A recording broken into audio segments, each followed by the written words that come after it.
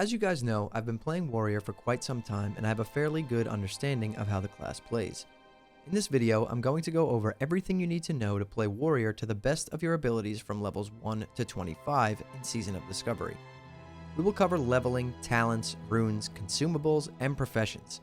Most people believe that Warrior is one of the harder classes to level in Classic WoW, but this simply isn't the case as long as you're prepared and know what you're doing. In all honesty, Warriors actually feel like one of the best classes to level when played correctly. So without further ado guys, let's dive in.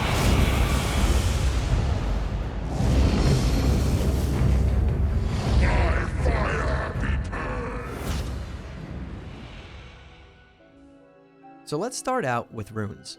Depending on your race choice for Warrior, you will either start with a two-handed weapon or a one-hander and a shield. The most important thing to note here is that you are going to want to switch over to a two-hander as fast as possible to make leveling experience a lot easier. The reason for this is because early on, around level 8, you'll gain access to a leg rune called Frenzied Assault, which gives 20% increased attack speed when using two-handed weapons. This rune is incredibly strong, especially if you use it early on. The other 4 runes that you'll have access to pre-level 10 are going to be Victory Rush, Furious Thunder, Blood Frenzy, and Devastate. The obvious choices for leveling would be to use Victory Rush, Blood Frenzy, and Frenzied Assault. Victory Rush will be obtained around level 2 and serves as an awesome way to tear through mobs while leveling and minimize your downtime, due to the fact that it heals you for 10% of your health every single time you use it. Blood Frenzy will serve as your best in slot chest rune while leveling pretty much all the way to level 25, simply because applying Rend, which is a bleed that warriors get around level 4, to your targets will greatly increase your rage generation, which is the main struggle for warriors at these early levels. The best part about this is that all 3 of these best in slot leveling runes are easily obtained before even reaching level 10. Victory Rush will be your level 2 rune quest given to you by your class trainer, which is pretty self-explanatory, so I won't go into detail here. Frenzied Assault is acquired for Alliance by speaking with Innkeeper Barleybeard in Ironforge, who will ask you to kill Brart, who is located about 10 yards away between the door and the staircase. For Horde, head to Orgrimmar and speak with Zamja in the Drag.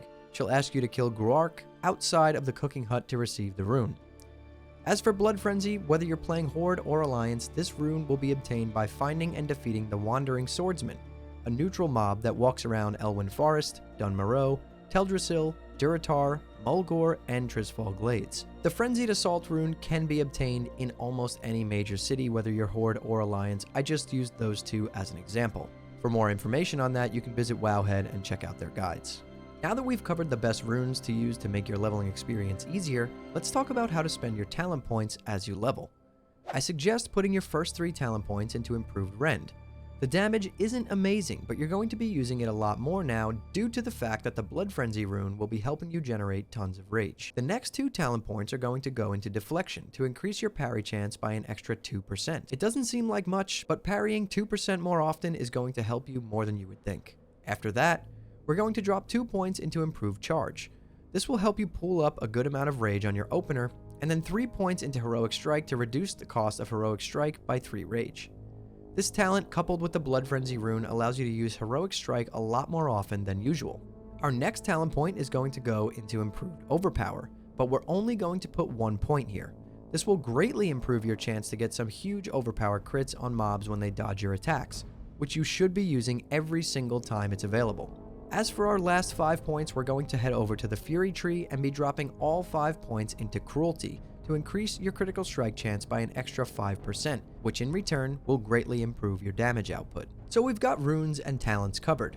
Now let's talk about what kind of gear to use while leveling. As stated earlier, using a two-handed weapon is going to be your best bet for leveling a warrior.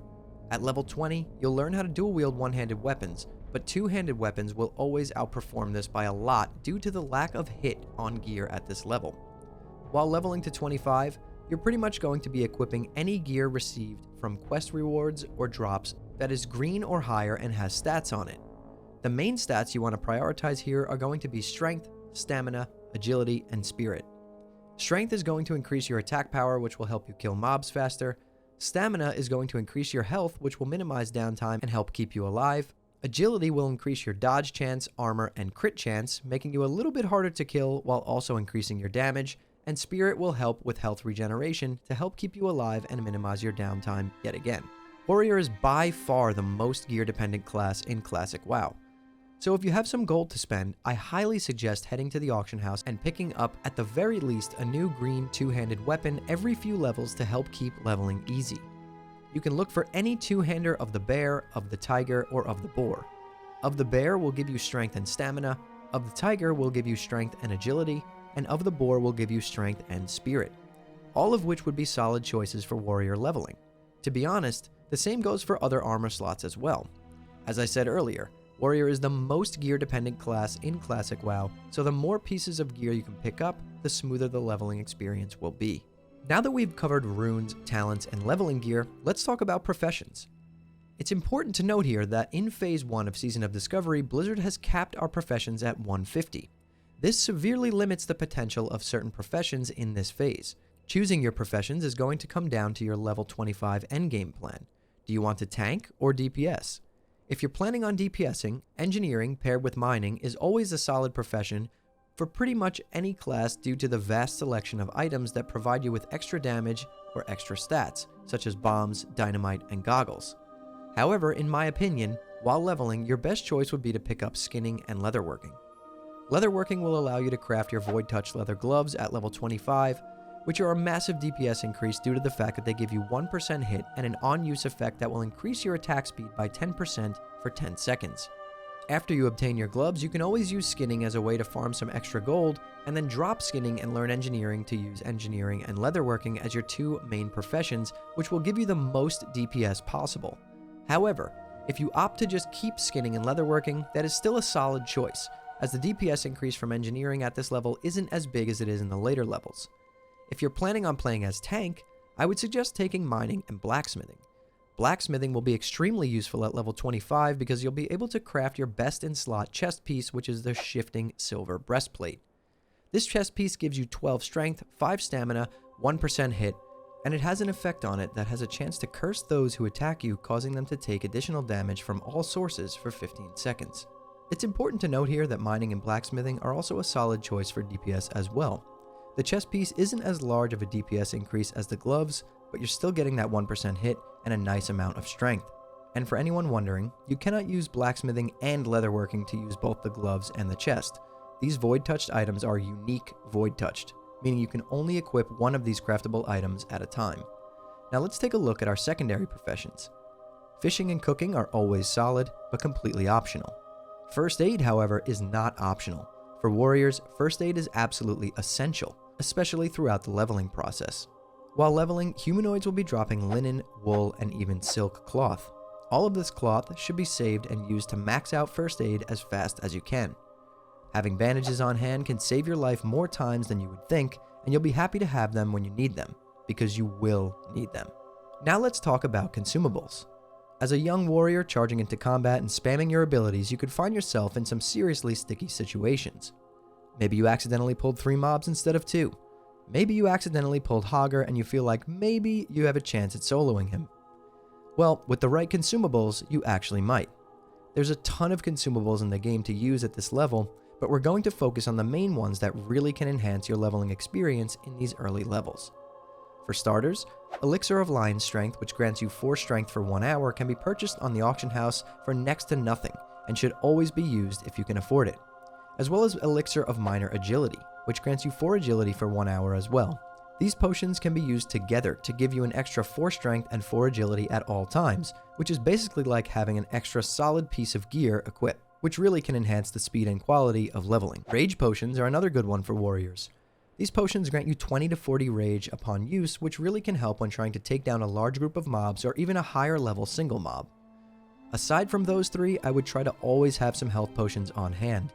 You'll be chugging these constantly to keep yourself alive when you overpull or just bite off more than you can chew. At level 3, you have access to lesser healing potions, which will grant you 140 to 180 health, and at level 12 you have access to healing potions that grant you between 280 and 360 health upon use. If the level 12 healing potions are too expensive, just keep purchasing lesser healing potions to have on hand in case you need them. Honestly, leveling warrior in Season of Discovery felt really good. If played right, it has minimal downtime, tons of damage, and it's a lot of fun as well. There will be times where you start to struggle a bit, but usually that's because you leveled so fast that your gear is now outdated and it's time for some upgrades. If you enjoy charging into battle, slamming all your buttons, making things bleed, and delivering the heads of your enemies for runes, then I can assure you, you'll love Warrior. In my opinion, Warrior is one of the most rewarding classes to play in Classic WoW. Play it right and your damage is insane and you feel like an unstoppable killing machine. Play it wrong and you'll find yourself walking back to your corpse 90% of the time. Each piece of gear you upgrade along the way feels extremely impactful and makes you feel a really strong sense of progression.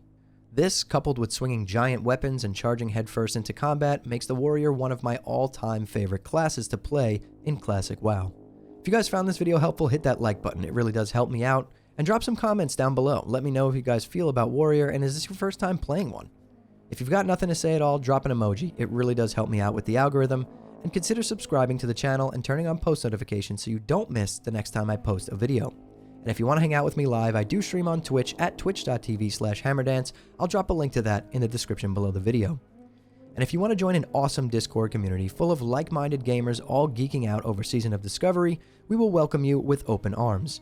Link in the description below as well. But anyways guys, that's all I've got for you today, so thank you all so much for watching and listening in. I'll see you all in the next one.